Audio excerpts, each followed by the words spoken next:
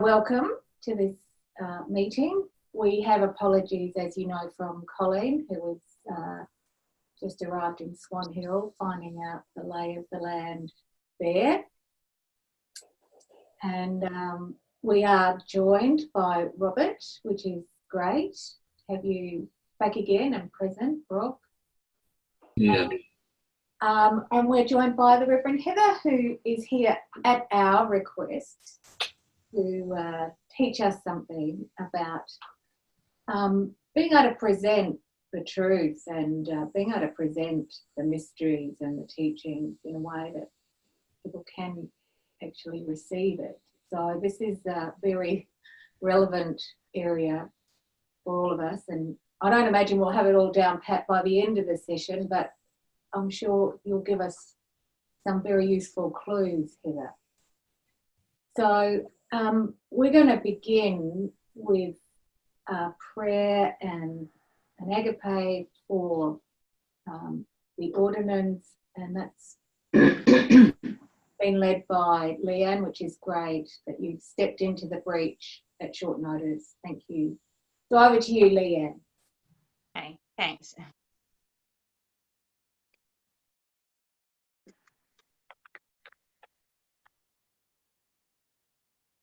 Lord, you are our shield and the sun of our being, the life giver of our souls, the cleanser of our astral, the joy of our hearts, the agony of our mind.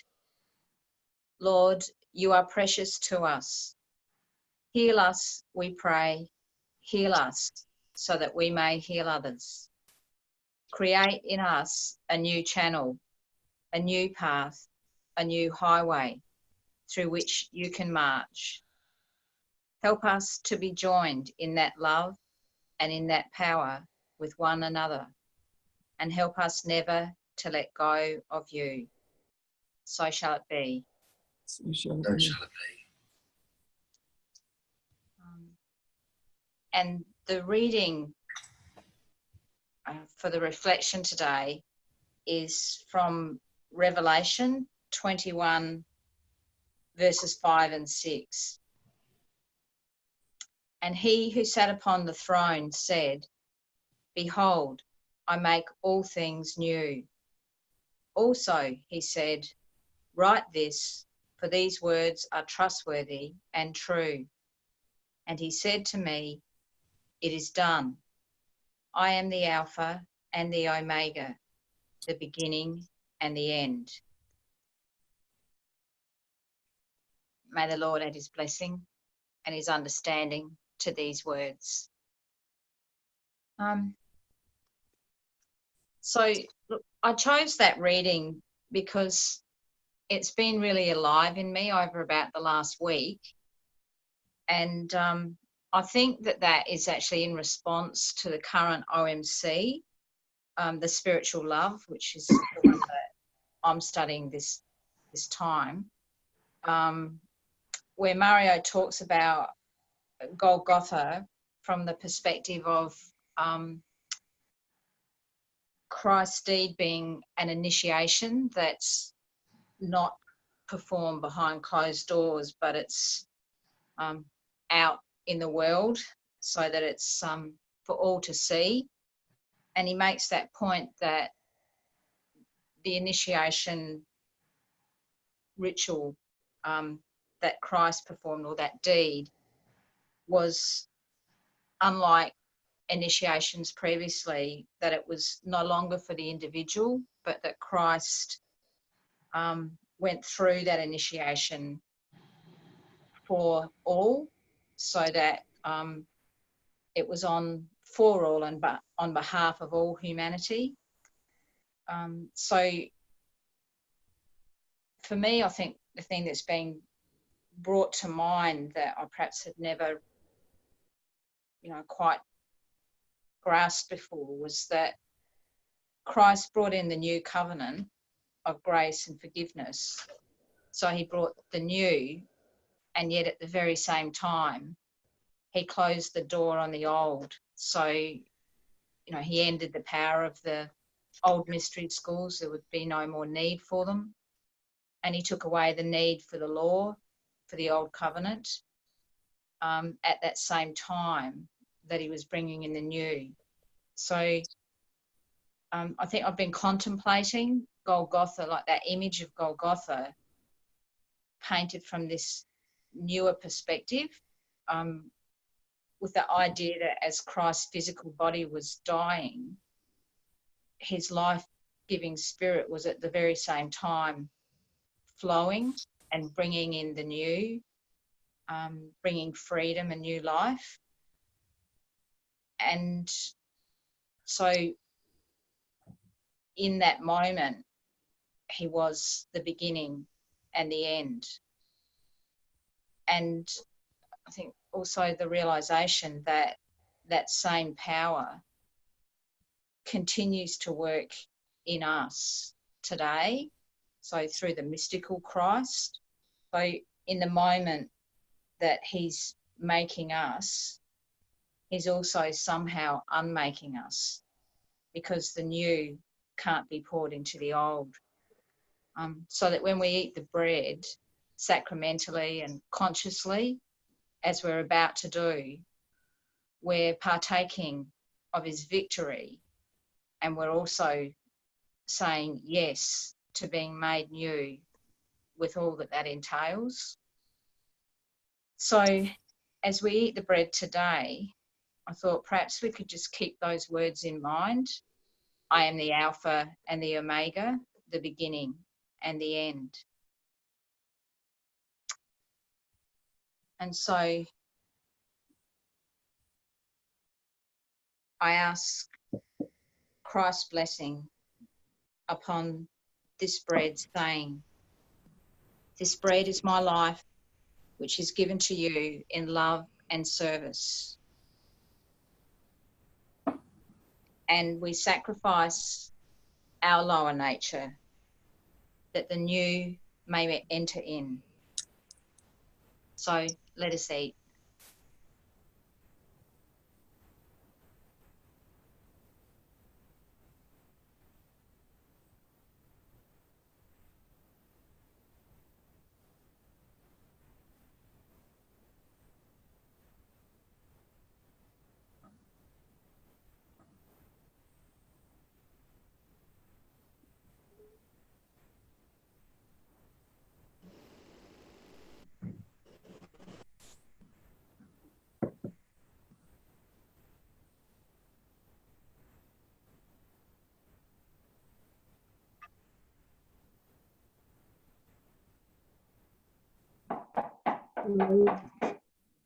Taking up the cup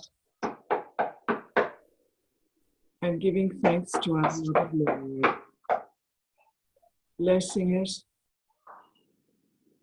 And as we do this, we remember his blood, his life spirit, poured forth into the world, given we might live in him. Drink of his blood and his life spirit, healing us and freeing us.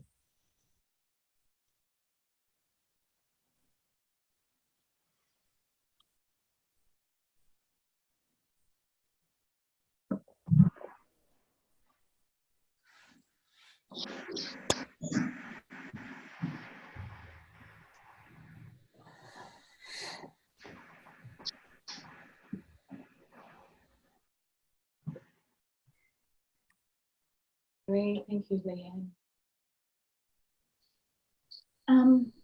We will pass on to you now, Heather, after that very beautiful beginning.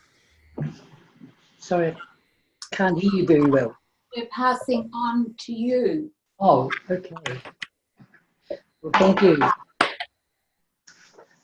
Well, it's very good to be here with you, and I hope we'll be able to share some of our experiences and positive ones and perhaps not so positive ones that we've had over the years, and we'll together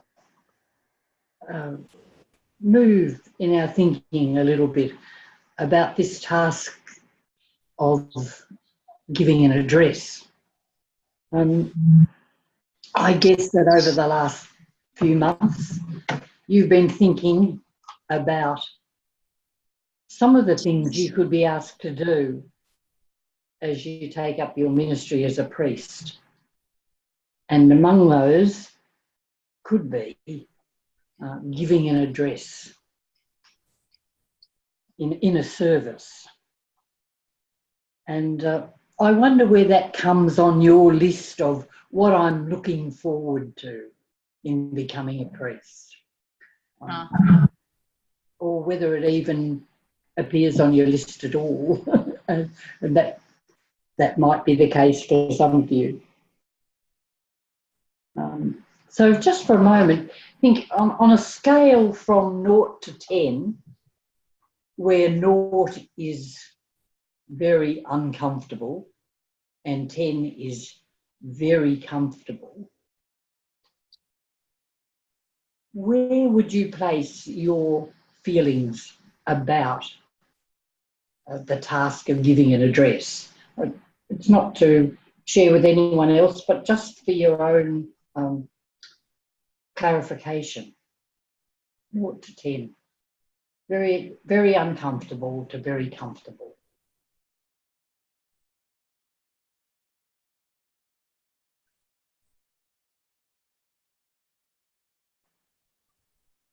Got that? Have you got a number? Yeah. Yeah. Okay. Well, what I hope we'll do today is move a little further along the line towards the comfortable end, so that the prospect of giving an address is something that you can feel reasonably comfortable about. Actually, I wouldn't ever want to be at 10, because I think that would be a disaster. It would mean, I think that there was a lot of ego involved. I think it would mean that I didn't value the immense responsibility and privilege that giving an address is. And I would really miss that tension that there is in getting ready for delivering an address. You know, a bit of tension is a very good thing, I believe, for athletes, for actors, and I think it's also the case for preachers. It gives energy, gets energy moving in us, and it helps to focus what we have to do. So that tension is something to welcome and to work with, I think. The first thing to realise is that you all have a great deal of experience that's relevant to the task of preaching. You bring your experience of life to this point, and we've all had a good span of that. You bring your understanding of people, your knowledge of the members that make up your community, your knowledge of the issues that people face in everyday life. And you also bring specific knowledge in the areas that you work in, knowledge that you've acquired through your work, your reading, your activities. You bring the ideas that inspire and motivate you, and your knowledge of the teachings and of the scripture. That's an enormous amount. That's really the totality of your being that you bring to this task. All that you are, all is a resource in delivering and preparing addresses. And then there's the experience that relates quite directly to giving an address. I know that some of you would speak to groups as part of your work. That would be the case for you, Mary, I imagine. For you, Joan. And for you, Leanne. Times, yeah. Yeah. And you, and also some of you have experience in actually giving addresses. Leanne, I know that you do addresses quite often, and I don't know about others. Has anyone else given an address in a service? No. Okay, that's the joy before you.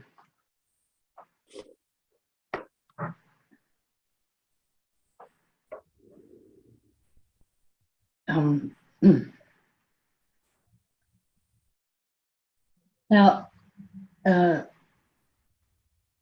in the centre in Rosa Veritas at the present time, there are not so many opportunities for giving addresses in services.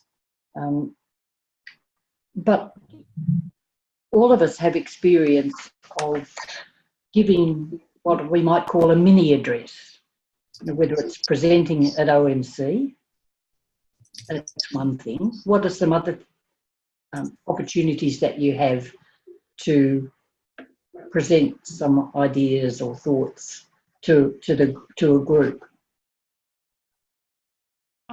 We do a little mini reflection at the beginning of the council meeting.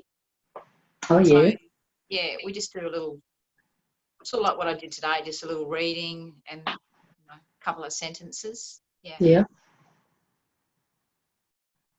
We've done quite a lot of that sort of thing at deacons meetings. Yeah. That do reflections. Yeah. Part of the meeting. Yeah, and sometimes it might happen in a community meeting also. So there are opportunities to give what I'm calling mini addresses, and what's involved in doing that is also not so different from what's involved in giving a full address. You have to organise your thoughts, and you have and say what you want to say as clearly and effectively as you can. And that's a pretty good basis for any address. So there's that experience that you have to a greater or lesser degree. And then there's the experience that that you bring as a result of having listened to many addresses. I sat down and worked out that I've probably heard, not necessarily listened to, at least 8,000 addresses, and that's just sort of regular services. That's not counting Bible studies and lectures and other special occasions. Now that's quite a lot of addresses. You mightn't have listened to that many, but you've certainly heard plenty, and more than enough for you to have come to some ideas about the kind of addresses that are effective, what it is that brings something alive within you and within a group. So none of us is starting from scratch. That's the really very important thing to realise. We have great resources within ourselves. We know a great deal about this task. So let's think for a bit about what you have learned from your own experience of giving, presenting, or listening to addresses, what are the qualities in an address that help to kindle and hold your attention and spark a response in you? So think about what some of those things are. What makes you come alive when you're listening to a particular address?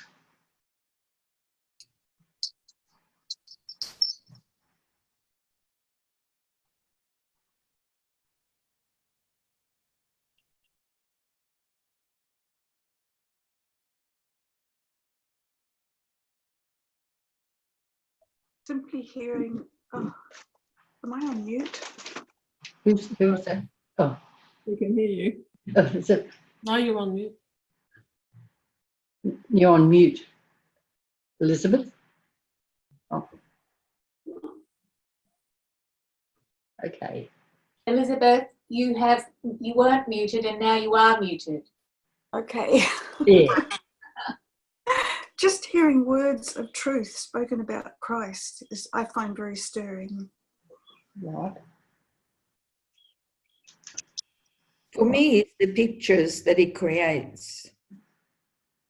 That's what brings me closer to the truth of the message. Right. Yeah. Pictures that are created in your mind, Yes. or pictures that are painted. You know, so. No, pictures that the address creates in my mind that brings that spirit of the message. Yeah. Yeah, I think that's an important one. Yeah.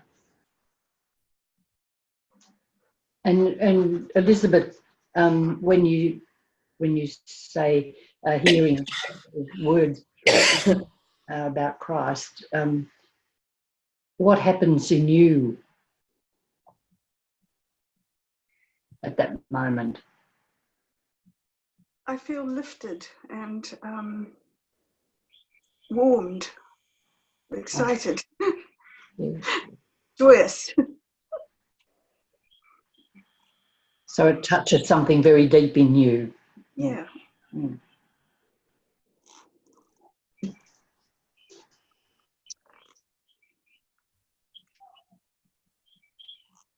Anything else? I think, sort of following from what people have said,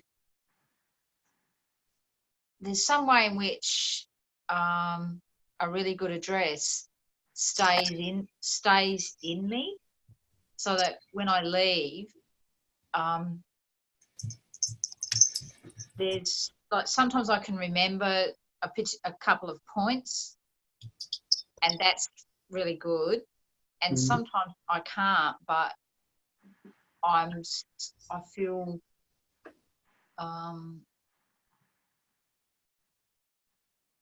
perhaps changed or different. Perhaps I just feel different. Yeah. And I can feel it happening during the address, like as it progresses. There's something about the speaker. There's something alive comes off the page, and somehow there's something about the way they bring that back, and it sort of goes in somehow. Right. So there's a real connection on a spiritual level. Yeah. You say, yeah. That's with what the person is saying. To what, like it's a direct line. You know, what's being said echoes in you, resounds in you in some way. Yeah. I think they give something of themselves in it. There's something about I'm just thinking about Maya at the moment because she's Mm. probably the person I most hear addresses with. There's something about that she's given a lot of herself into it, her thought, her love, her current experiences of change or newness or whatever, and it fills it up when she, Mm. and there's something about that when she, So there's an openness and a sharing of yeah, herself with yeah, you, yeah, very which is much something so. which is something like the idea of being the bread, isn't it? Of Mm, sharing the bread, sharing your own self with the other people. yeah, yeah. Mm. Okay. Anything else?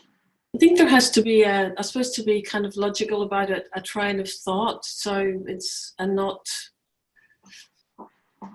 I don't know, too many different topics or areas if I was just being practical about it. But I think following on from what Leanne said as well, having that kind of, I think if someone was presenting something, they'd have to be very enthusiastic about it and have that kind of energy, and it's like something that's they can feel within themselves and have kind of got a sense of some sort of experience of it, Mm-hmm. and understanding of it in that sort of way. But I just remember years ago when we used to go to this church, like I used to go to this Presbyterian big huge church, and we had like a really old minister, and he used to be renowned for having very, very long sermons. So people didn't like that side of it. But I don't think that happens at the centre, actually. So, Well, it has in the past. but I think that sense of, like sort of pulling the points together, but and also, but having that, which I think brings an enthusiasm as well. Yeah, it is important that that the address does follow a train of thought. That you can go along with the flow of it. You can go on the journey. Yes. Yeah. Yeah. There is a style of preaching we used to talk about, which was called the string of pearls preaching, which was something that was quite common in Jewish. In the Jewish community, and that was where the address didn't develop a theme through, but there were a lot of things just put together one after the other. Now that's very hard to retain what has been said. So the idea of there being a train of thought that you can follow is really important. So we've actually touched on. I think the areas of thinking and feeling, and perhaps also willing, in that someone used the word change, that we make some change in our behaviour as a result of an address that stirs us. And I think that's three things it's good to keep in mind, that an address ought to speak to the whole of the soul, to the thinking, to the feeling, and to the willing aspects of our being. Well, it's kind of good to think about the kind of addresses that really enliven us, and we all want to be able to preach like that, I'm sure. So the next question is, how can we learn to do this? How can we learn to deliver those kind of addresses that are going to stir something alive within people? And when I was in Teachers College many moons ago, we had a lecturer who was very fond of the principle, we learn to do by doing. And she would apply that to every aspect of learning. So we learn to ride a bike by riding a bike. You know, we learn to read by reading. We learn to cook by cooking. And so if her answer to the question of how we learn to do this would be, we learn to preach by preaching. And I think that that's very true. You can buy books about how to preach, and they can give you some tips. And they can have some helpful ideas in them. But you know, Mario used to warn us about relying on techniques in our spiritual development, and I think the same is true about preaching.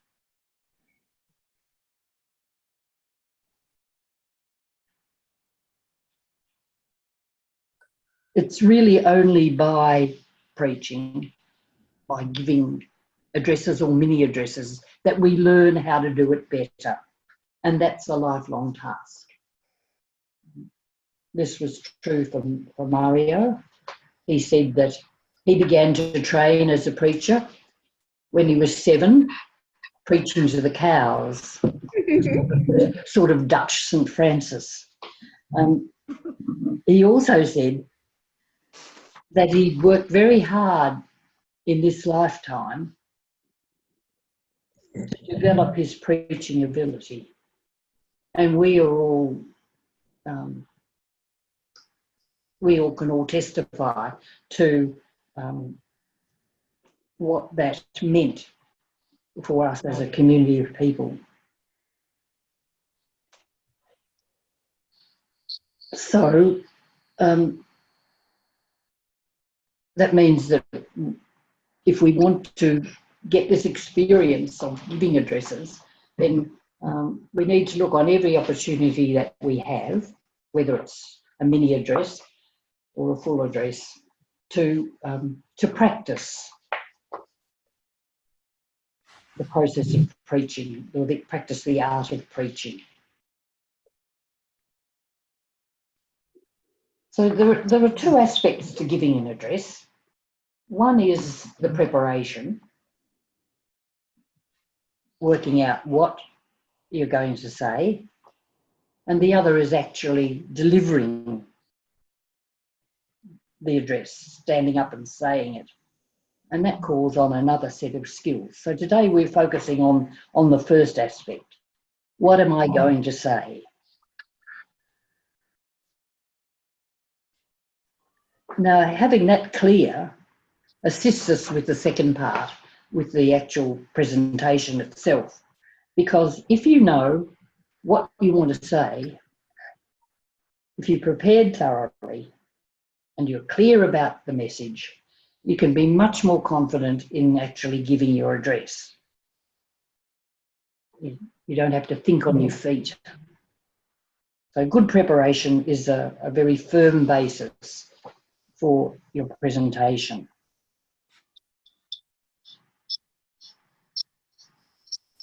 Some people, and I'm one of them, have a full text of their address before them when they speak. Some people write it out fully first and then speak from notes. Some simply make an outline of the main points, having thought very carefully about what they want to say. What you do about this has to do with what you're comfortable with. But whether you use full text or notes, the secret is to be well prepared. There are very few people in this world who are gifted enough to present an address of, say, 20 minutes without any preparation. Sometimes you do get into the situation where you have to do that. But that's another story. Apart from anything else, not to prepare thoroughly is to devalue the immense responsibility and privilege of speaking the word as effectively as possible. And also it's to disrespect the souls who've come to be strengthened and to find spiritual nourishment. Now, there's a verse in Mark 13 which says, "Do not be anxious beforehand about what you are to say, but say whatever is given to you in that hour. For it is not you who speak, but the Holy Spirit." And some people take that as meaning that preparation isn't so important, that you just leave it all to the Spirit.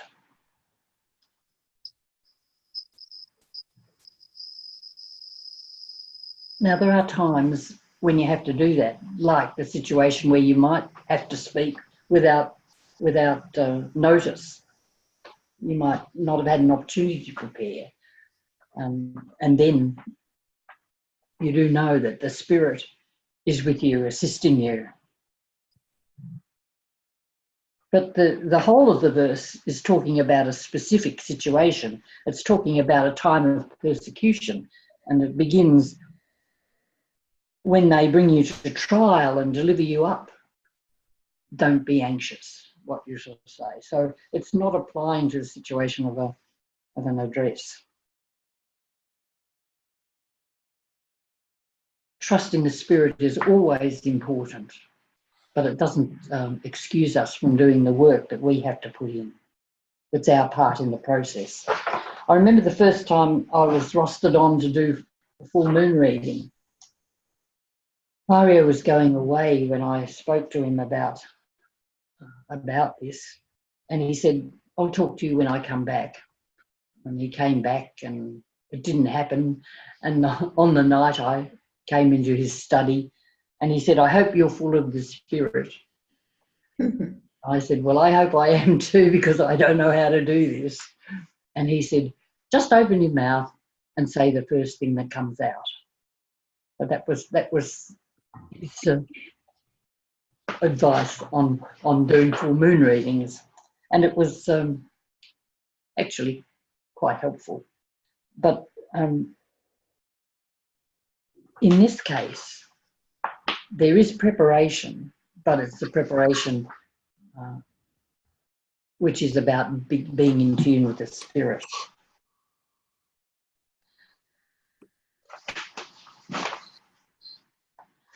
So, you've been rostered on to give an address. How do you start? How do you go about this? Or you're preparing something for OMC or some other mini address. How do you get started?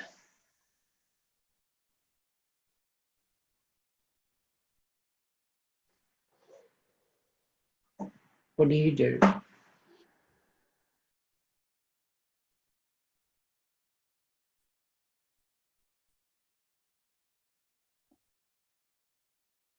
Well, for OMC, I read the passage at least, I don't know, maybe half a dozen times over various days. I sit down and write, I guess, like you're saying, the things that pop into my head. I probably leave that for a week or so, and then I come back to it. I pull out, Metaphysical Bible and Strong's and the resources that I have to see if that sparks anything in me. And I hope it comes together in a coherent whole on the day. Sometimes it does, sometimes it doesn't. So it's reading the passage, studying. Now that's where you have got a particular passage in front of you. Yes. In OMC. So.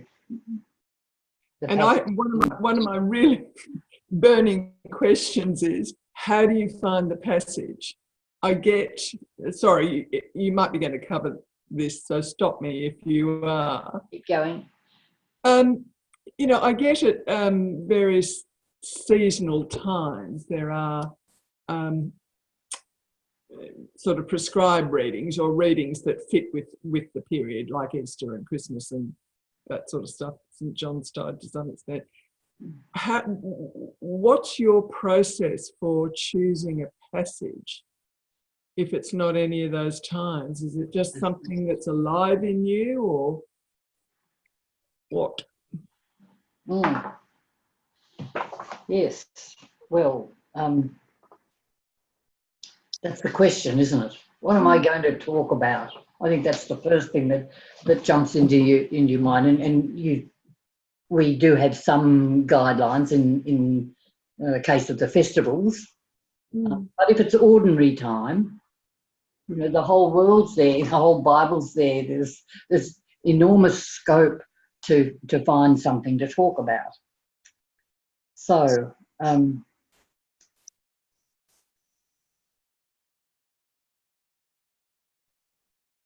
I think that everyone's process is a bit different about this. So, Antoinette, what do you do? For the last address, which I hadn't been thinking about because Rob was down to do the Zoom mass, and then he still wasn't getting well, so he asked me to do it. So I had to get my theme and ideas together pretty quickly, and I sort of knew what I wanted to talk.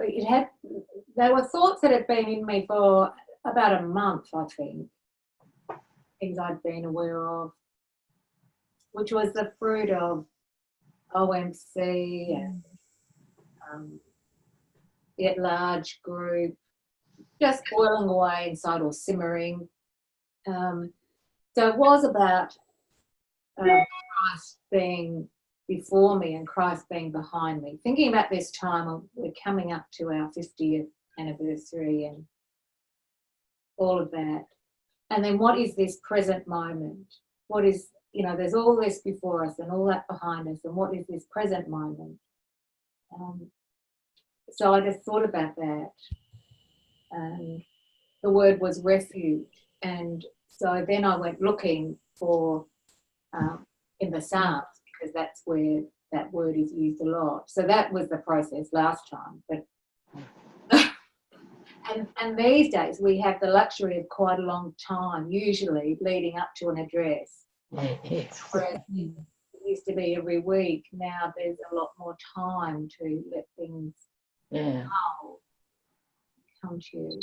Yeah, thanks. So it was a matter of deciding what to speak on and then looking for the text in that. So it was already something that was alive in you. That was the spark, and I think that's a key. Really, is maybe you're thinking about something in the last address you heard, or something has come up in your reading, Bible reading, or meditation. And you that's captured your attention, and so that can become your theme. Robert, what do you do? Do you have any? I think the starting point for me is always something that's alive in me. And it might be from OMC, or it might be from an address that I've heard someone else do. It might be in response to the seasons. It might just be something I've thought about because of something that I've heard on the radio when I've been driving, or something I've seen on TV caused me to think about something. And then there's an idea or a theme, like Anne says, there's just some central idea, and then I look for a reading to go with it. Or it might be that I've been working with a passage for something else, or just in my devotions, and there's been sometimes it's just a phrase in a passage that doesn't quite relate to a Bible text that doesn't quite relate to what it is that I'm working with, but it holds my attention, and I sort of then go back and explore that. So sometimes I'm working from the text, sometimes I'm trying to find something that talks about a thing like Anne talked about with refuge. Mm. But it's something that goes along in me, and I do tend to write down ideas when I have them. Yeah, that's Often on the song sheet. Often on the song sheet, if someone says something in a service, and I think, oh, I wonder about this, and I'll write it on the song sheet and put it in my pocket, and then I make a note of it when I get home. Yeah. And so there's just those sorts of things, but it's something that's going on. I don't usually sit down and try to do it from nothing. Yeah. Yeah. I think that it's really important, grabbing any ideas that come and making a note of them. That's a helpful practice to have, even if you're not going to use it for a while. Sometime later, when you're stuck and you really don't know what you're going to talk about, looking through those things can create a spark in you, and somehow you know there's a yes in you when an idea comes, message speaks to you that gives you the confidence to say, yes, this is the direction to go. Another useful thing I think is when you're reading your Bible devotionally, you know, to mark passages that speak to you. And then if you get to a point where you're really stuck, you know, just sometimes just looking through your Bible and looking at those passages can create that spark and give you a direction to go. So I don't know, does that answer it, Mary? Yes, it does. But there has to be something in you that responds to this, and that so that it's alive for you. Yes, if it's not alive in me, it's not going to be alive in anyone else. It's not going to be like anyone else. No, that's right. Now, having arrived at your theme, you're probably going, it may come out of a Bible passage or it may not, in which case, like Ant, you have to go and hunt through for some scriptural passage which relates to it. And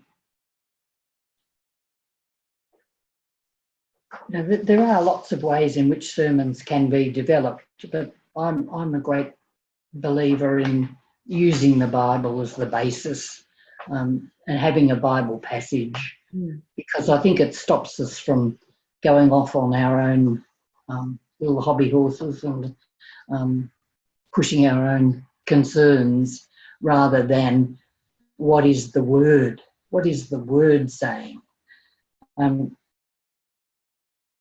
So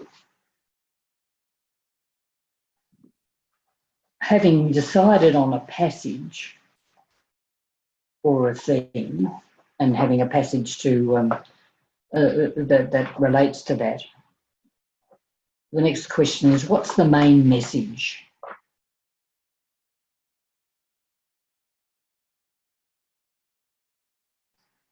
And you know, Mary, you talked about reading resources, and you know, that's the next one stage, is studying what the passage has to say, studying what it means, and for that, all the resources that you have are going to be useful. So, Met Bible Dictionary, which I don't use very much anymore because I think we've moved on from some parts of the Met Bible Dictionary, and I was never very interested in the 24 cranial nerves or that they talk about in explaining some things. But and it does give you the meanings of some place names, which is helpful, except that I think some of them are a bit suspect. So I use that with discretion, if at all. There are Bible dictionaries, there are Bible commentaries, and I have to admit that one of my favourites is William Barclay's Daily Study Bible, which covers the whole of the New Testament.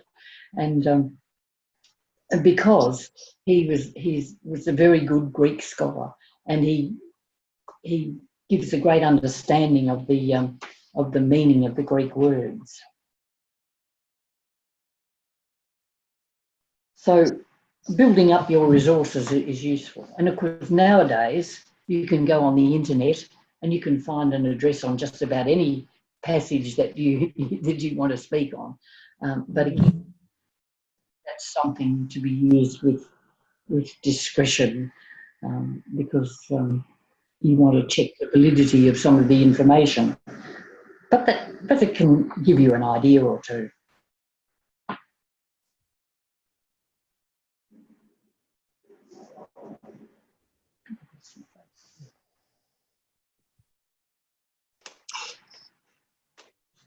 So from all of this study and from your own meditation on the passage, your prayer, your reading and rereading, you come to an understanding of what the message is, what it says to you about your life, and what it might say to the people who are going to listen to your address.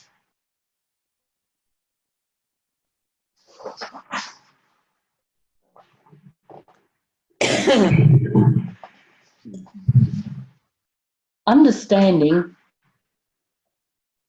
what the passage says or what it meant in its historical context is important when you're trying to explain its meaning. So one example is the word denarius, which most of us probably know by now from having listened to it said in addresses. Was sometimes called a penny. It was the daily wage for a labourer in the time of Jesus. So when you read a story that has denarius in it, you have that in the back of your mind. So, for example, there's a story in Matthew about a householder who has a vineyard, has to get his grapes in, and so he hires some labourers. He goes to the marketplace and he hires some people at the beginning of the day. He says, come and work for me and I'll give you a denarius. And they say, right, and they agree and they go off and work. Then it's very important to get the grapes in quickly. So he goes back 2 or 3 times during the day at different times and recruits some more workers and takes them back. In fact, he does that right up to the last hour, till say 5 o'clock when the day finishes at 6. That's the 11th hour. And then the time comes for the workers to be paid. So the first workers to be paid are the ones who clocked on last, and they are given a denarius. So the people who were recruited first, they think, well, if they got a denarius, how much are we going to get today? This is going to be good pickings. But in fact, everybody is given a denarius. Now, there are great rumblings then of unfairness. But the householder says to the people who were recruited first, didn't we agree for a denarius? And they say, yes. He said, well, that's fair. I've kept the bargain. And don't I have the right to give what I wish of my goods in whatever way I choose. You can't quite argue with that. So you have this picture of a group of people who, some of whom think that they've been unfairly treated because they should have got more, and others who are very happy to have been treated generously. So when you think about the story in those terms, that leads you into some ideas about what the message of this passage might be today. So from understanding what it meant at the time, you can come to what it says to us today. And that might be something like, there are no privileged people in the kingdom of heaven. And or it doesn't matter how long you've been in the community, everyone is of equal value. You know, those are some of the things that might come up. But that's moving from what the passage actually meant at the time to what it can say to us today. Okay, so Excuse me, Heather. yeah. With that, do you have a particular book that, you know, that puts things in that sort of historical, or is it just the Bible dictionary? It's just looking at all the materials, that resources that you've got. Like Yeah. there's your Bible dictionaries, commentaries, and all the centre publications, all Mario's teachings that we have. You know, all of those things can help in coming to that understanding. Okay, thanks, Cass. Yeah. So you've got the message clear, and the next thing is to think about who you're going to be speaking to, and what its relevance is going to be to them, and that comes out of your knowledge of your community. The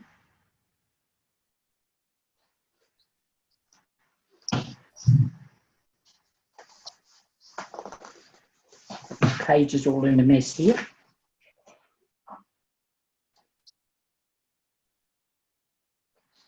Okay, well, I think we should move on to actually now. You've got your message, and you might want to express that in just a single sentence. Now, I'm not much good at doing this at the beginning. I do it at the end, but thinking about what is the message? How can I put this succinctly?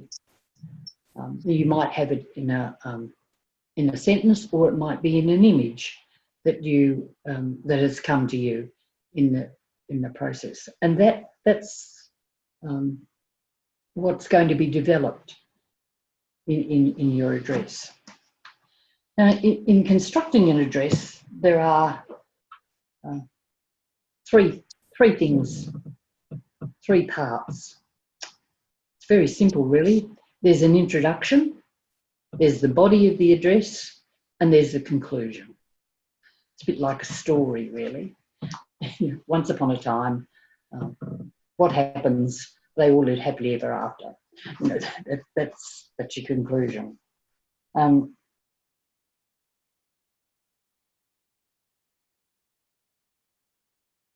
like to think of these parts in the way an old preacher described his method, and this is what he said when he was asked, you know, how do you plan your sermon? And he said, first I tell them what I'm going to tell them. Then I tell them what I tell them. So that's the introduction, the body, and the conclusion. Each of those three things has a particular purpose in an address. So the introduction. First I tell them what I'm going to tell them.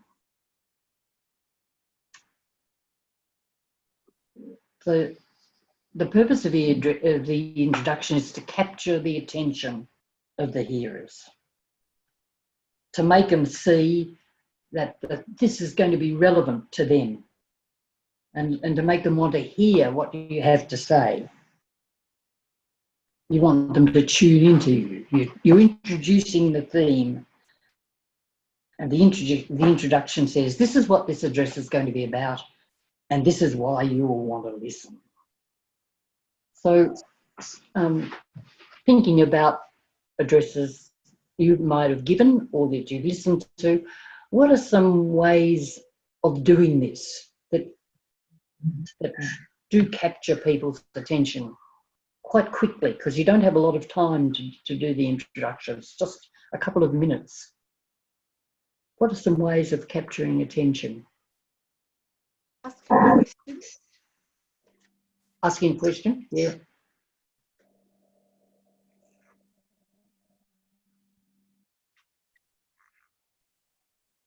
Do you ever feel as though there's nothing worth living for? Yeah, okay, there are some people who will respond to that, or some other question that people can relate to very quickly. That's one thing.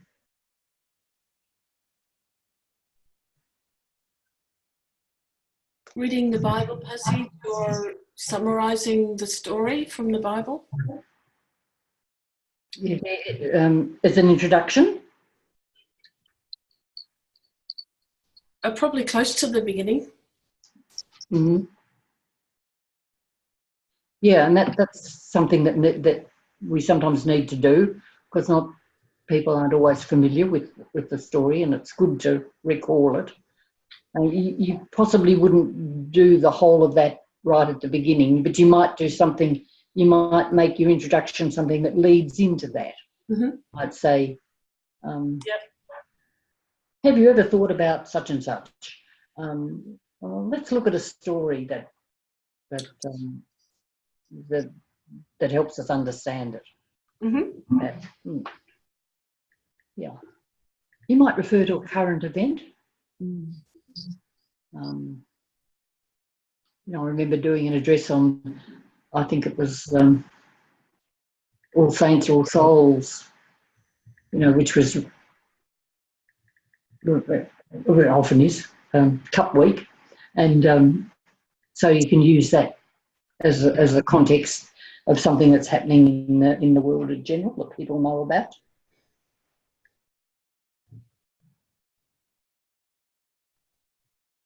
I think I'm remembering you telling a story, Heather. Pardon? I'm remembering you telling a story. Was a bit intriguing. Oh, right. Okay. Yeah. Yeah. So that just got my attention. Oh, as the address, as telling the story as the address. No, you began your address by telling a story. All right. Yeah. From your early childhood. Right. Okay. Well, I don't remember that, so yeah. But you can use a story. With that sort of intrigue. Yeah. Yeah. So it's good to plan your introduction well, and to get people on side with you right at the beginning. So having done that, you then move to the body of the address. I think body is good. Is that me that's making that funny noise? No? It could be your chair. It could be what? Your chair. Oh, okay. I'll try and... I don't know where it's coming from. Body's a good word to use about this part of the address, in which you develop your theme. You lead your hearers from one point to the next in an orderly way, as you were saying, Joan. Traditionally, sermons have had 3 points, but there's nothing really sacrosanct about that. The number of points will depend on the text in the main. It has, however, remained a useful pattern for various reasons. And one of them is that most people can remember 3 things. Beyond that, then not so good at holding them. The points connect together to make a logical whole that leads to, brings out the message that you want to convey. So when I think of this as the body of the address, I think of those points as like the skeleton. This is connected to this, is connected to this, is connected to this. And sometimes you will make that skeleton or make the hearers very conscious of that skeleton. You'll make them aware of it. You'll say, 1, 2, 3. Sometimes you won't. And if you read through some of Mario's addresses, you'll find that he often said things like, there are 2 principles here. The first is such and such, and the second principle is such and such. Now, when you do that, when you make the bones of the address clear, it really helps people to remember what's being said. You give them pegs to hang their thoughts on, and you help their memory. So you've got the skeleton. That's the points that you want to make, and then you've got it. Then you need to add the flesh to that to make the body, and you do that by explaining, expanding, illustrating. This is where the study that you've put in at the beginning proves its worth. As you bring the message to life through the words and images that you add to it. So that's the body. Then there's the conclusion. Then I tell them what I tell them. It's very important to work on the ending too, because you don't want your address just to fade out into nothingness. It's you want it to pack a punch. You want it to clinch the message in people's minds. It reinforces what you've said. It brings together the threads of your address. It ties it back to the introduction. If you started with a question in the introduction, then make your conclusion embody the fact that you have come to an answer.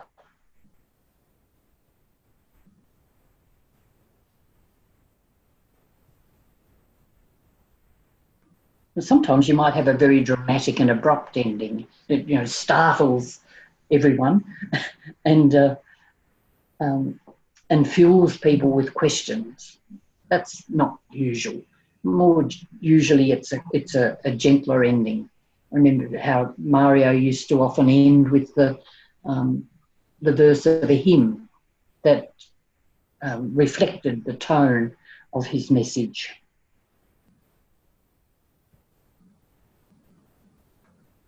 The purpose of the word in a service is to call out a response from people, a response to the divine.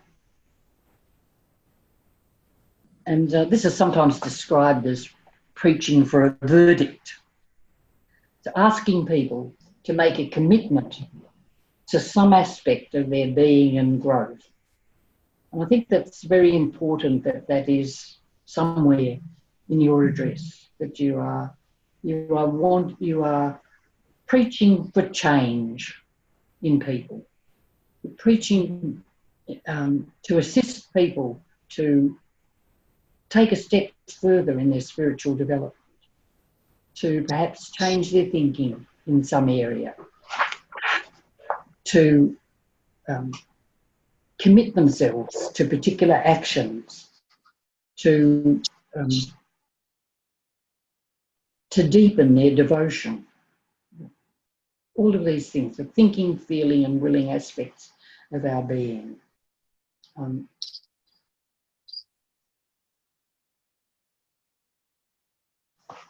So they're the three sections of the address, and the trick is getting it written down.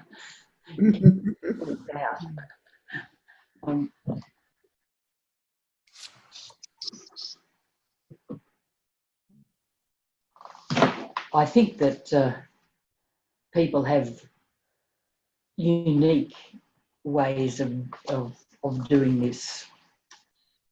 I have to admit that I have a very inefficient way of preparing an address.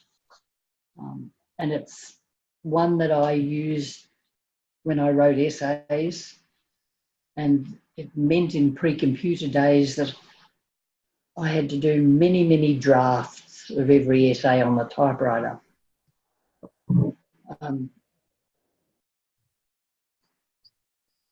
I was very encouraged just last week, I think it was, to watch a documentary, an SBS, about Graham Freudenberg, who was one of the greatest political speechwriters in our country.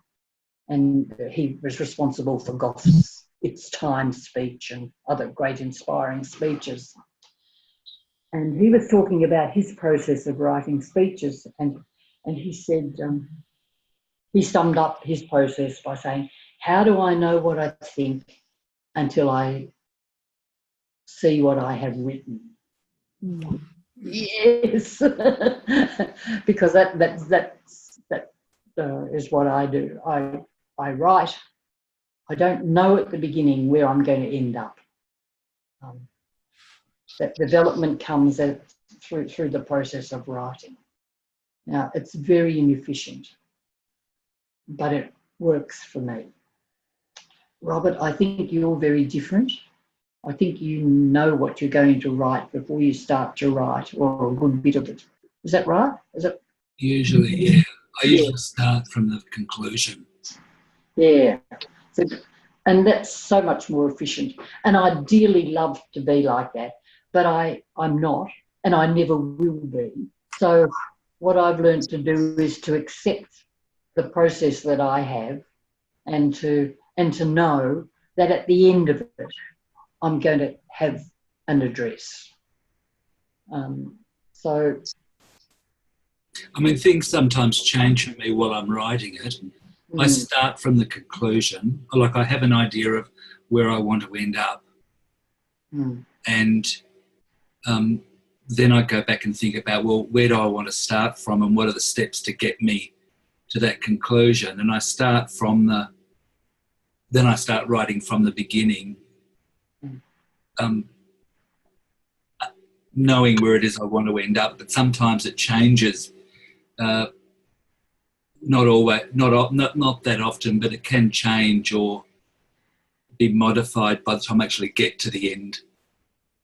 But I usually start from the end, knowing where I want to, where I want to take people. I think that's really admirable, and if you can do that, well, that's great. I don't know, Antoinette, do you? I don't often know what I'm going to be talking about till the 2 days after I've delivered it. Oh, that's what it's about. Yeah. So, no, Yes. I don't. It's a process of discovery for me. Completely. Yeah, I can relate. I learn a lot, but it is. I wouldn't wish my preparation process on anyone. It is just. It's horrible. I feel a bit the same, but I've accepted it for me but I certainly wouldn't recommend it. But because I think that you all find your own way. And look, it's if you've had experience writing essays, it's probably not going to be very different from the way that you do that. And it's not going to be very different from the way you tackle other tasks in life. So if you're a very organised person, then you'll be organised about the way you do your address. If you're not, you probably won't be. But that's all right. We all have our own personalities, and they can be used. However shitty they might seem to be at times.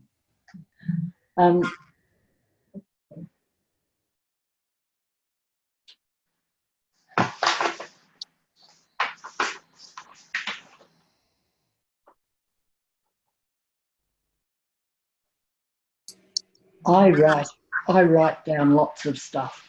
Because the thing I can't stand is sitting in front of a blank screen.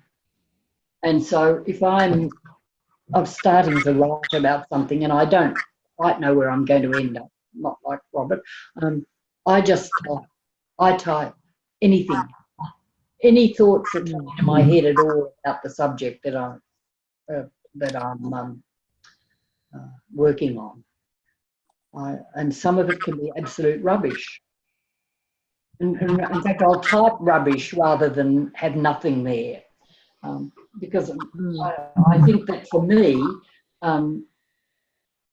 doing that gets the process going. Because I've spent a lot of time in an editorial office, that act of actually typing somehow got the juices going.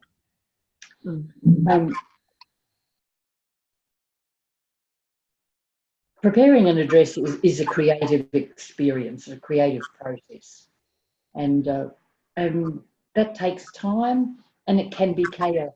After all, the world was created out of chaos. So if you're experiencing a bit of chaos in the process, it's good to remember that sometimes you can't see the development and the creativity that's taking place, just as you can't see what's happening underground when a seed is growing.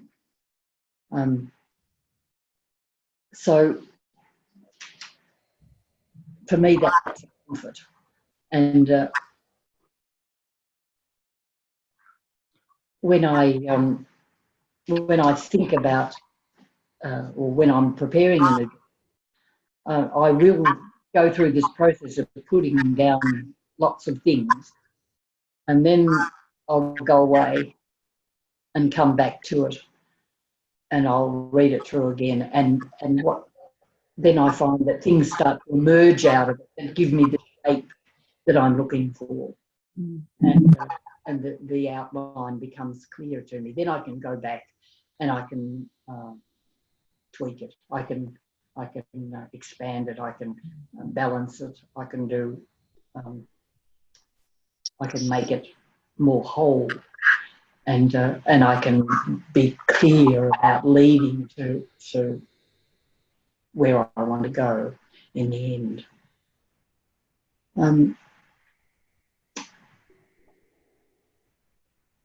So I really don't think I can give you a lot of advice about how to prepare your address in that sense, except to trust the process that you have. Maybe you can modify it a bit, but you're probably not going to change it dramatically.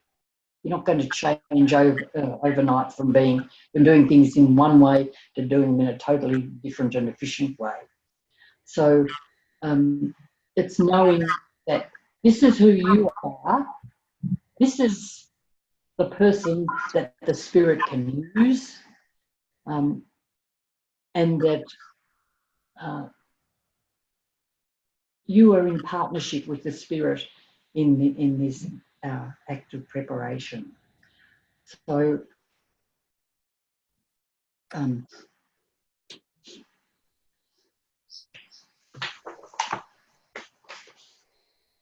I don't know what other people's experience might be. So, Leanne, what about your experience of actually writing out or working through your address? Do you have a good process? I would say no, not particularly. I was just thinking about. I mean, if I just talk about the process, I guess for the little reflection today, I guess I personally like a bit of time, so I did think about the group that we'd, because I knew who was going to be here, so that's very helpful. So I just thought about the group and the purpose. And then I let my mind wander a little bit, sort of imagination, I suppose. Thinking about what had been alive in me, what may be helpful for the group, those sorts of things, just all the different things that came up. Mm-hmm. And then, I guess in terms of writing, I find if I have got a reading, it's really helpful because I just keep going back to it. But I don't know. I would say I'm a bit of an anxious writer, so I'm a bit like yourself. A lot. I can sit there and have a screen and just. So I do find in the end, even if I just write down, some thoughts that other people have had, you know what I mean? Like things I've read that Mario has said, or, some little bits from the Metaphysical Bible or the Bible Dictionary. I might just write down some things from the pages just to put a bit of a structure together. You know what I mean? And then that helps me to start filling out my own thoughts sort of in between there. And then sometimes I let those, the things from other people go then. But sometimes just building some kind of structure really helps me. Yeah. And it can be little quotes or just the meanings of certain words, sort of. So I just put it together from the reading, and then I might go away and let that bubble away, and then I'll come back and start to put my own words in. But yeah, I do find it sometimes a bit difficult to really grab hold of my own response sometimes to the, like I'll be reading what everyone else has said. I have to watch that a bit. Yeah, that can be a trap. Yeah, it can be quite a trap for me, because I get sort of really into it, and it's like, well, yeah, now I need to let that go and find out what's in me and put that. Especially if you've been used to doing essays and reading what other people have to say about this and working this all in. I think that can be a trap. Yeah. It can be, I think, and yeah, you're right. I think that's where it comes from. Yeah. So yeah. Okay, what time do we finish? I wasn't sure. 6 o'clock. We've finished by 6. By 6. Okay. Thanks. So, well, let's say that you've gone through this process and you have got an outline, or you've got an introduction, the body of what you want to say, and a conclusion. And then it's time to stop for a bit and to put it aside, go for a walk, have a meal, do something, maybe have a break till the next day if you've got that much time available to you, and then come back to it ready to revise, because the really important thing is that your first draft is not going to be your final. I would say, in most instances. When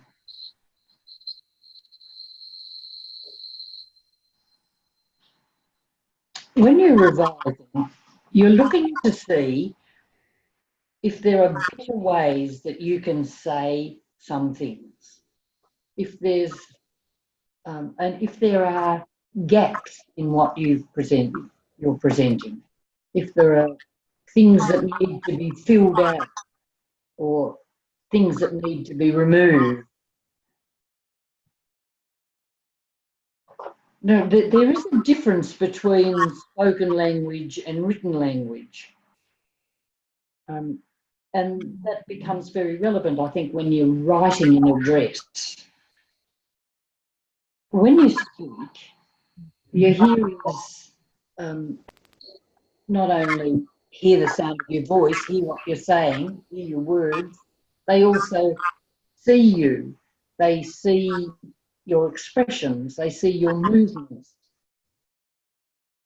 You're communicating in a number of different ways, which is different from writing something, because then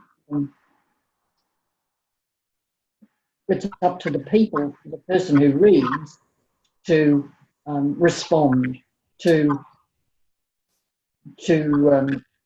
find something within themselves that that you might not have intended to put into the writing.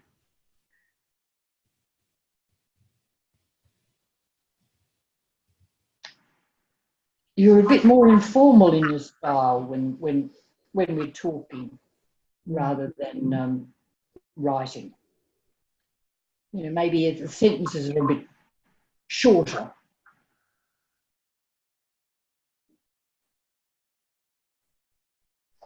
You might not spell things out in so much detail. And I think that this can be a trap with an address. If you've written it out fully, that it can be like an essay rather than an address. So one thing that's helpful is to speak aloud what you've written. Just sit and say it to yourself, and you notice when you do that, when you're being a bit too formal, where a point might need strengthening, or where it's too wordy or complicated, or not relevant at all to your address.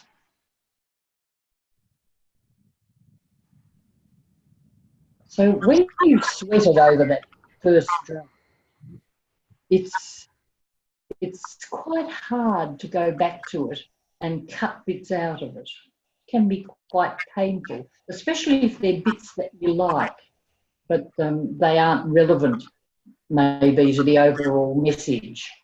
But it's a ruthless process, revising your draft.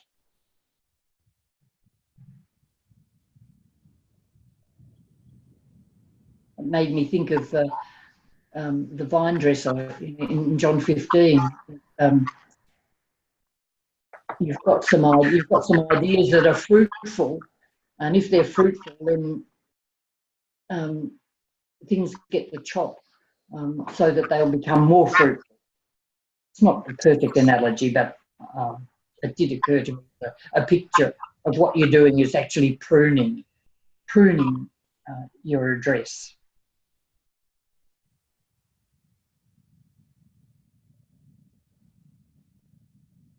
In revising, I think I look at the language that I've used, and I try to make the language as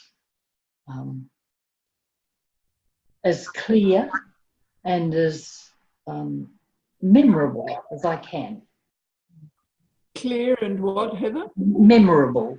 Memorable, thank you. Yeah, so that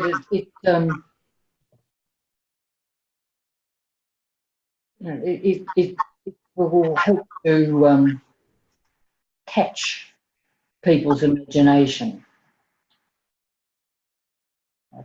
I look for it to be direct. I was taught by my editorial, never use a word of 2 syllables if a word of 1 syllable will do. Now that's pretty extreme, but it's actually not a bad principle to have in mind.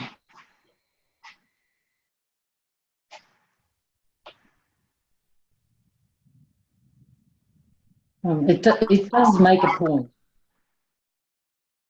To use simple language doesn't mean being shallow. You know, if you think about Paul's hymn to love in 1 Corinthians, how simple is that in language? If you think of the Sermon on the Mount, how simple is that?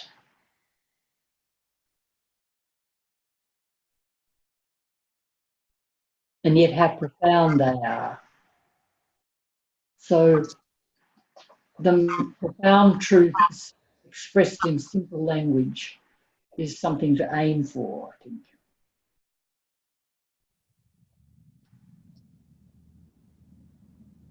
I worked with a minister who was a great preacher, and he prepared to the nth degree,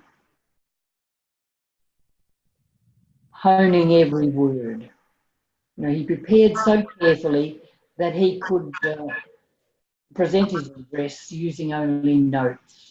He had every word there. The address had actually become part of him. And through his language, he brought biblical passages to life. We could see them in our mind's eye. Once he preached on the woman who broke the alabaster box of ointment and anointed Jesus. And he described the scene so vividly that afterwards someone said, that flask was there on the floor in front of my eyes. Now that's memorable language, I think. That's vivid language. That's language that creates pictures in people. And that's a great thing to do.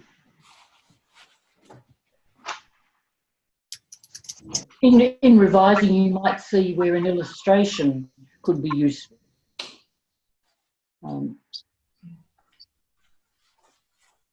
I think it's important to use illustrations that your hearers can relate to. And the best one come from our own experience or reading or insights. And someone talked about that earlier, about someone sharing something of themselves in their address. And that gets a response. And also they're very authentic because you've experienced them. They illuminate the point you are making, and they bring your address to life. So using illustrations is a good thing to do where it's appropriate. So these are some of the things that I thought about to attend to in revising your draft. You may go through that process more than once. I do it a number of times usually. Sometimes the last time is on Sunday morning very early. But that's not to be recommended. Paula, can I suggest you mute? Yes. Yeah. Okay.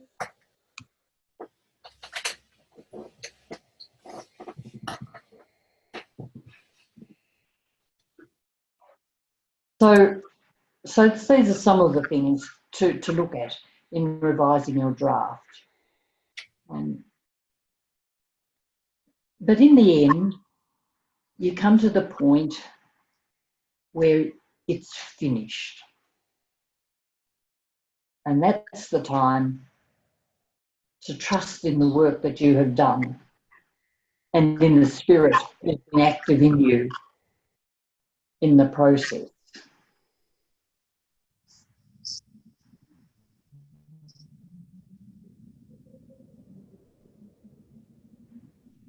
It's that's quite a thing to do, I think, to trust. You know, there's a point in my process where I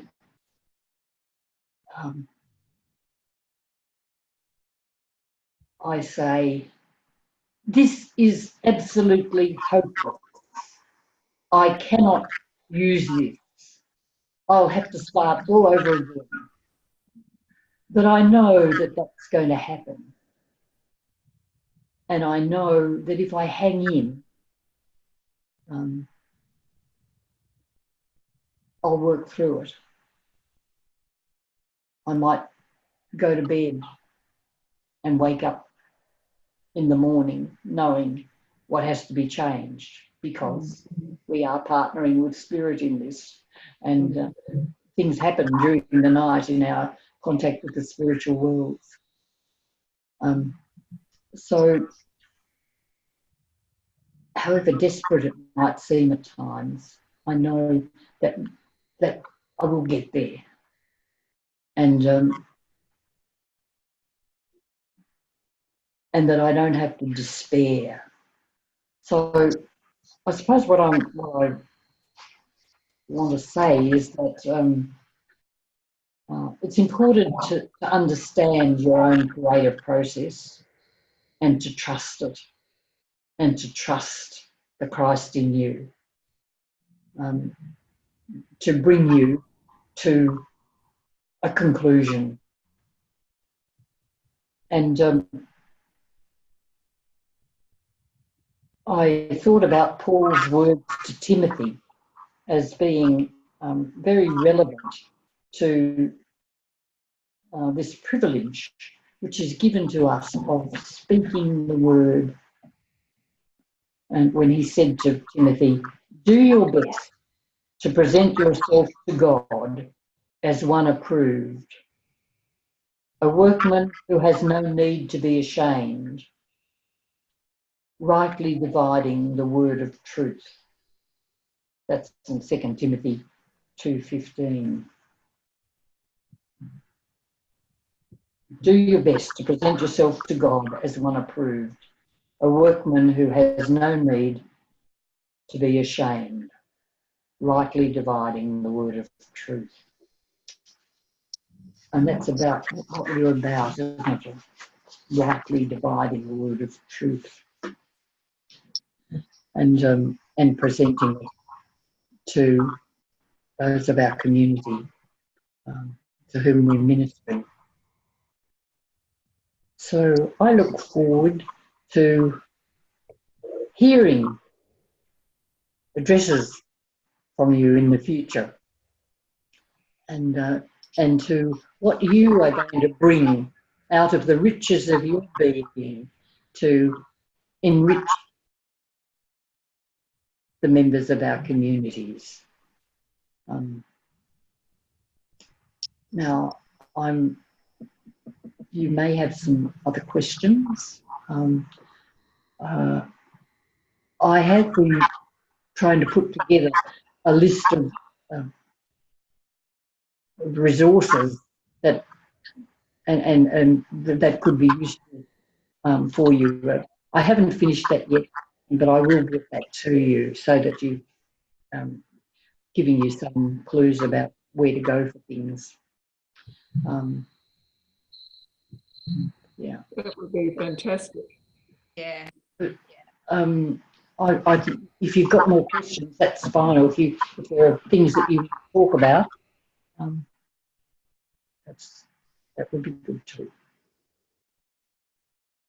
Thank you, Heather. I hope you've moved a little along that line towards feeling more comfortable about this task. Well, it's a beautiful framework that you have just opened out for us. I mean, those points at beginning, middle, end, you know, we've probably all heard them, but you just made them come alive, I think. And that's your gift, and there is life in your words, and I think that's come from your great commitment to the Logos, you know, and to honouring the word, and you know that it has brought life into you, and I think you want to honour that in your treatment of it. And I think that's what I've received from you today.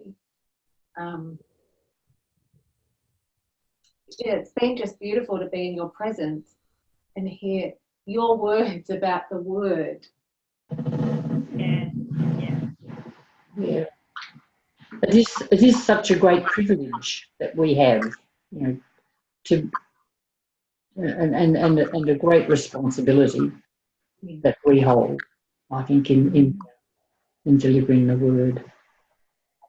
I was trying to remember a poem that I heard many years ago. It was a poem about St. Paul, and I did manage to find a reference on the net to it, but I couldn't find the whole poem. But there's one verse that starts, "Oft when the word is on me to deliver," you know, and I thought that's such a great picture of Paul and the passion that he had in speaking the word, and that's, you know, the word is on me to deliver, and I think that's the when the message really takes hold of us, and we have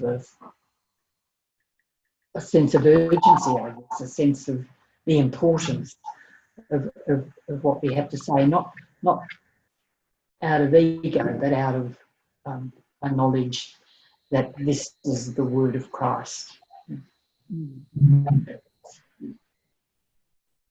Yeah. Well, you have given that, some of that has come into us from you today, Heather, that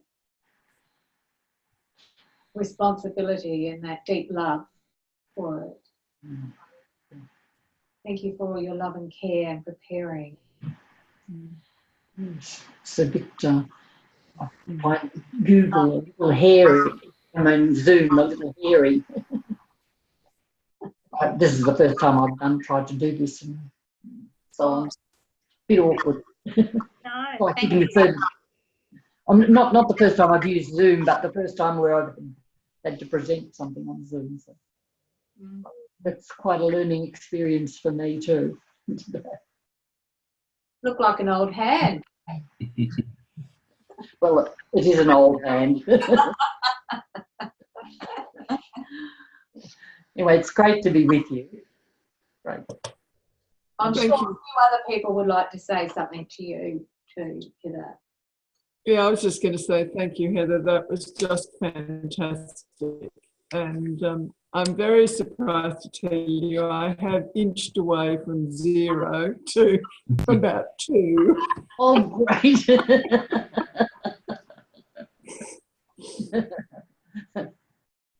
I do have a couple of questions, but I actually don't want to ask them now because I feel really uplifted.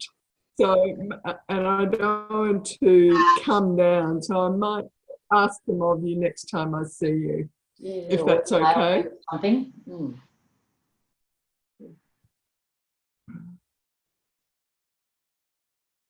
I just found it, what's the word?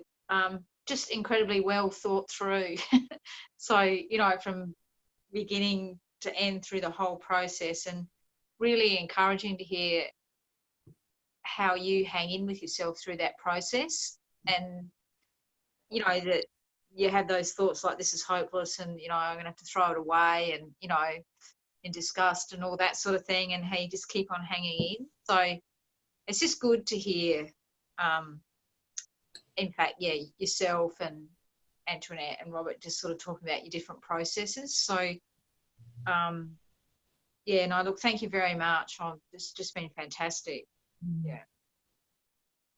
I was so thinking about Mario, and I don't know whether this was the case throughout all his ministry, but certainly in Hawthorne Road, I think he used to write his addresses on Saturday morning. Is that right, Antoinette? He would start work on Friday, and then he would review it on Saturday, revise Saturday, Saturday morning, and that was it. He would not allow himself to do any more. He gave it a deadline. It had to be finished by then. There was no up at midnight or up at the crack of dawn revising. That's great. It was very disciplined. He was very disciplined. And like he'd had so many years when he was producing however many addresses and lectures a week, you know, an incredible workload. I think of Palm Court Manor days. And he would have had to be so disciplined to get it done. I had one friend, a minister, who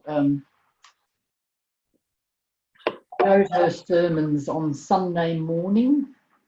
She would have thought about them during the week, but she actually got up on Sunday morning and wrote them before the service at 11. Now that was cutting it a bit fine in my book, but that worked for her. You know, she'd done the thinking. She knew what she wanted to say. She just put it down on paper in the morning. Doesn't work if you've got to get the songs to the musicians the day before. That's right. Yes, right. And that's another aspect, is finding the hymns that will fit with what you want to say. Yeah. Anyway, it is a great calling.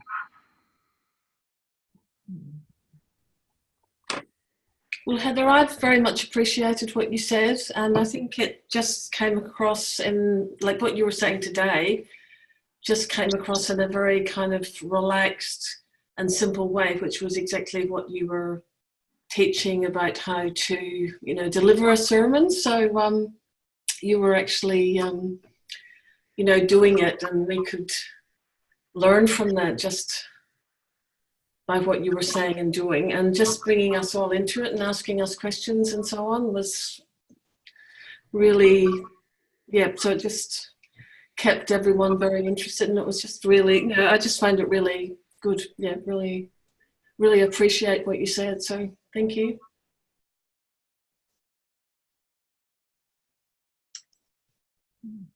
Anybody else like to say anything to Heather before we begin our next bit? Thanks, Heather. You haven't said much, Gil. Oh, I just appreciate you, Heather, really.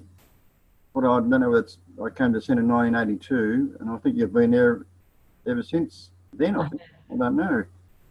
But I just appreciate you and having the opportunity to hear your story, to hear your sharing of what you've been doing with a lot of your life and your love for Christ. Thank you.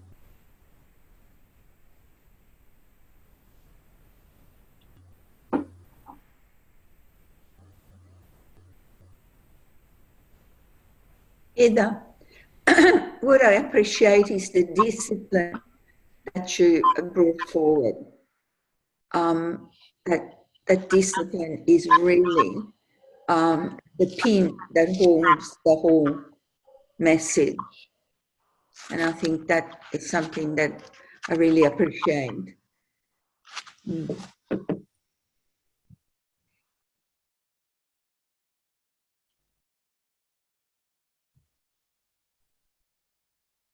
Well, we're just going to move to our next little bit. Heather, you're welcome to stay with us this is just putting some practical things into place for our next meeting. You also, if you wish, you're free to go if you don't want to hang around. I might just stay. Get a sense of what you Yeah. about.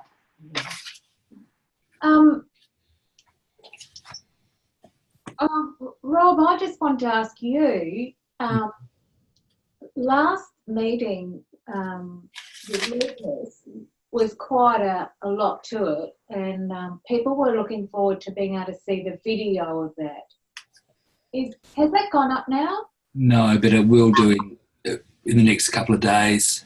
Yeah. I've downloaded and I've just got to do a little bit to it and then put it up. So Yeah. I'll do that in 2 days. Yeah, today's would also be great. Yeah, thank you.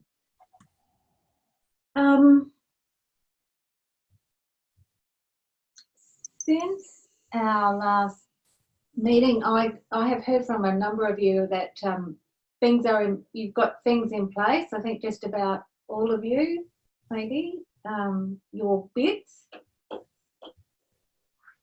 Is that true, or is there some of you still working away at that? True. So, what did you say there, Antoinette? You've got what in place? All your bits. Bits. All right. I just didn't get the word. Yeah. Okay. Thank you. So that's the magic word, bits. Bits. Yeah. I still need to get my oil stock. So yeah, just need to go down and get it. Okay. Wow. Just wondering about the stole. Is that something? Is there a stole that we have to get? Or? Yes, it will be a stole, and we will order it for you because it's a little travelling stole. In fact, you're a bit onto that, aren't you, Rob? Yeah.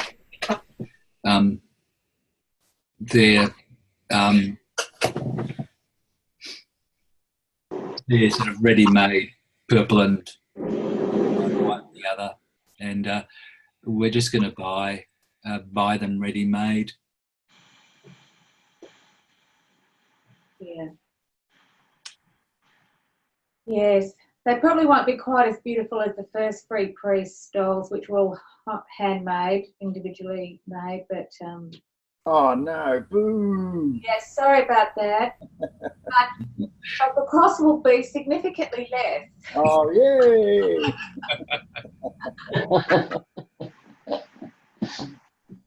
So we have the crosses for the 4 of you who needed crosses have been ordered, so that's good. And so only one person has to get an oil stock, and then you're all organised. I need the candle. Yeah, I was going to say about the candle as well. Yeah, I've got the candles to distribute to the Melbourne people, so I'll do that in the next little while. Well, I'm impressed with you guys then. I'm sharing a house with an ordinand who is by no means as far as the rest of you. No, I'm in the process of getting an oil stock. I haven't quite. I've chosen something, but I'm not sure. I'm still in the process. I haven't quite finalised that yet. Yeah. And a chalice. I haven't got a chalice either. So I think you were intimating, Antoinette, we may not urgently need to get a chalice. Was that correct? Yeah. You can take your time with it. Really. Yeah. Because you don't need to have your own chalice for the ordination. You might want to approach a priest and say, can I borrow yours? And or if you have one that you want to use, of course, use it. Mm-hmm. I have my first confession. Your first one? Yeah, I want to confess. Oh, right. Yeah, I'm going to confess to my friends.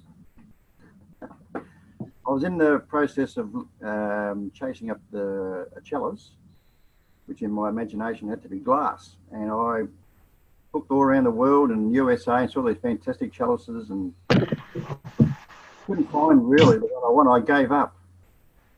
But I walked in to my local $2 shop, and there it was. So I got my chalice from a $2 shop. Oh, wow. I'll just let you know.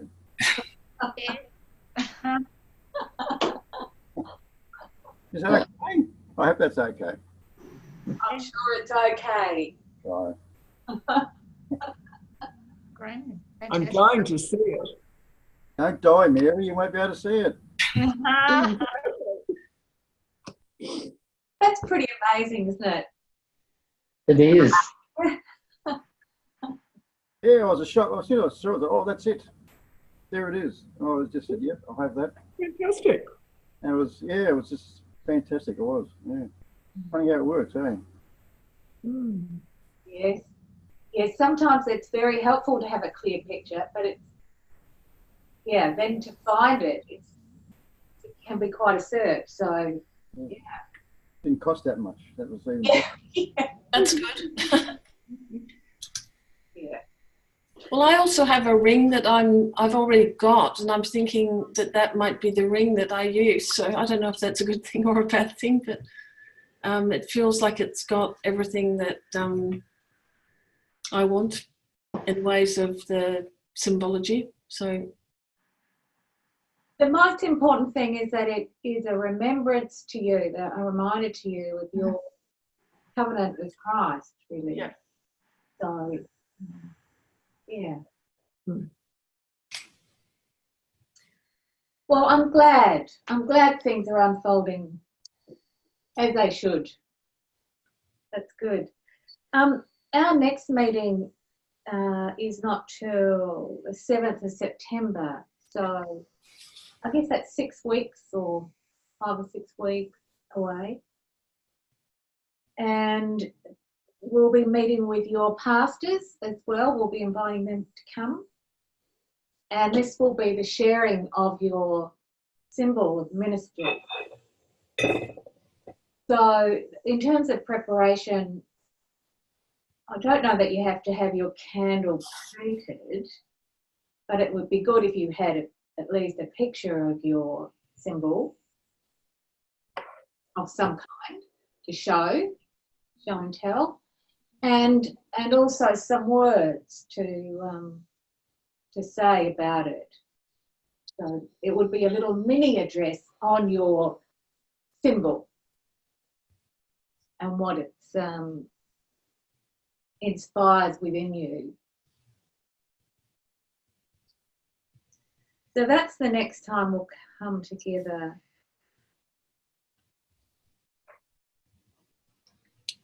So now I'm asking for some volunteers for next time.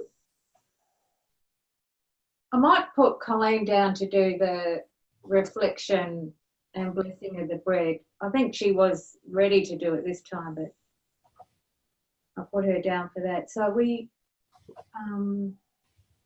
an opening prayer. Who was not given an opening prayer? I don't think I gave an opening prayer. No. Would you like to do the opening prayer next time? Okay. And the blessing of the wine. I haven't done that.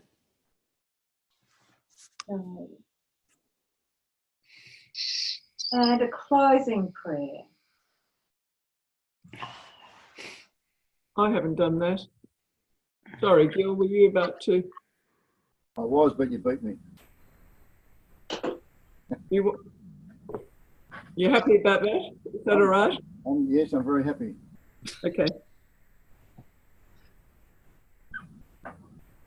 Actually, what I thought today after our agape, I actually really felt like it would have been good to have had a short prayer at that point after the bread and wine.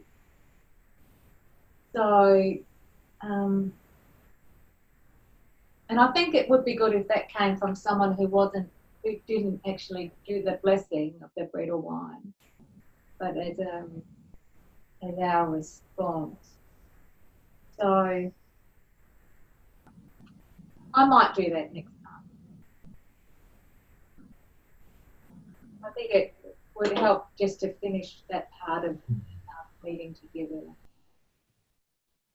Yeah. Good. All right. Any news or anything to say before we?